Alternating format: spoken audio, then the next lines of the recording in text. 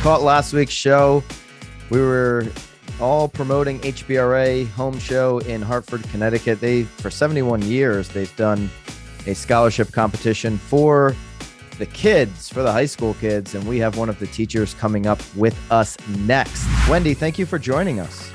Yeah, thank you for having me. Absolutely. So tell us about the design competition. Did your kids win? And who was the best competitor this year? Well, those are some tough questions. So this year I brought in 10 students. So we had 10 entries. They are my advanced architecture students that compete in this competition. I should have the exact number, but I think I'm in this competition now for about 15 years. So your students are right now high school, obviously learning about architecture. Do they all, would you say the majority of them have ambitions to be architects? Or what do you think their next step will be heading into after high school? So it changes year to year with this crew.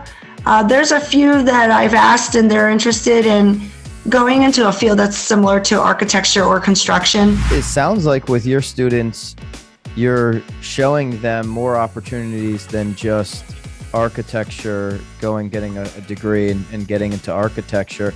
How big of a discussion right now are you guys having at Simsbury in your world about students getting into the trades? You mentioned construction. There's a huge lack of practical,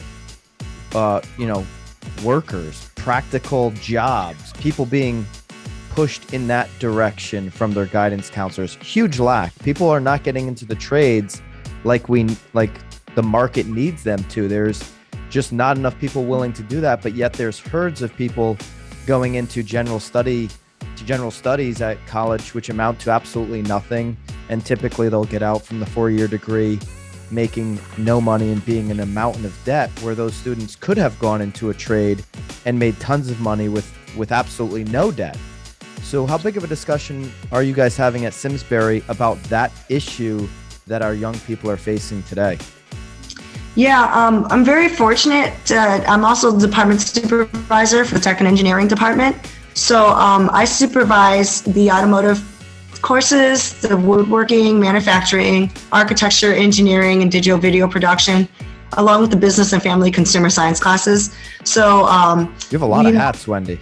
I have a lot of hats, and I love it. And it aligns exactly with what you're saying.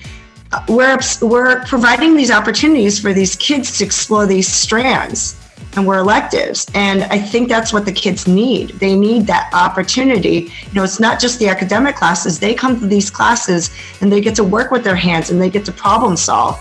And the students that are in our construction, manufacturing, automotive classes might not be doing so well in their English or their social studies, but when they come down to our labs and they're working with their hands, they are successful and they thrive, and they are excellent students, and we have a great relationship with them.